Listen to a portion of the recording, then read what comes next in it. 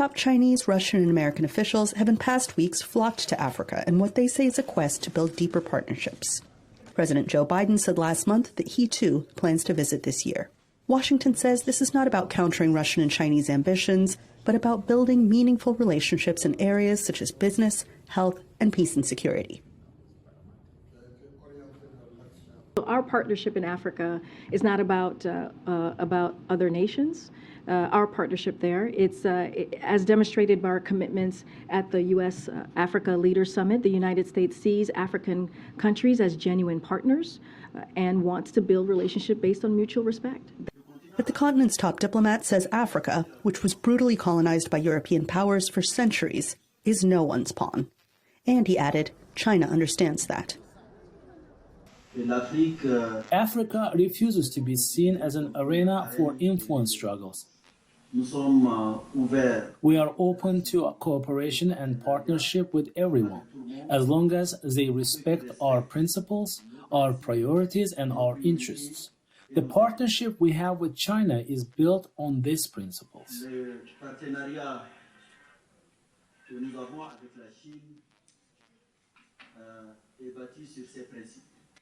But as the most senior visiting U.S. official said recently, these great power rivals are keenly aware of one another's activities, especially as China and Russia flex their muscles globally.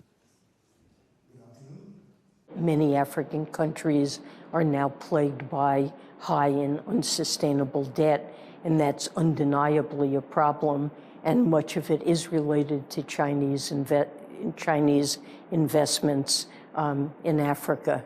So I think that's simply a factual statement.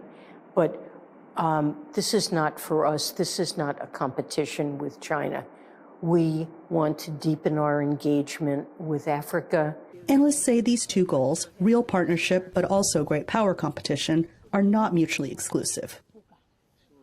All of these things can be true at the same time. However, we're not acknowledging that truth. We are acknowledging only one truth, which is that we want to see Africa develop. And I think it's just more complicated than that. Analysts estimate that China has spent more than $1 trillion on its global Belt and Road Initiative, which builds infrastructure in the developing world. China maintains a strict stance of non-interference in other countries' internal affairs. During his first trip on the job, China's new foreign minister rejected the notion of Africa as an ideological battleground, as it often was during the Cold War.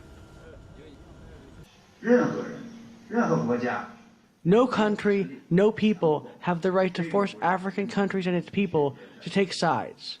Africa should be a platform for international cooperation, not an arena for competition between major countries.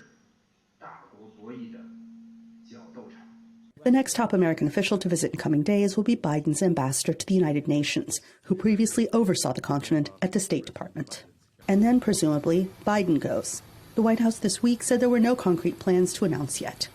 Biden has framed the conflict in Ukraine as a struggle between democracies and autocracies. With Africa showing clear signs of democratic backsliding, Hudson wonders whether Biden will keep those ideals in front on African soil.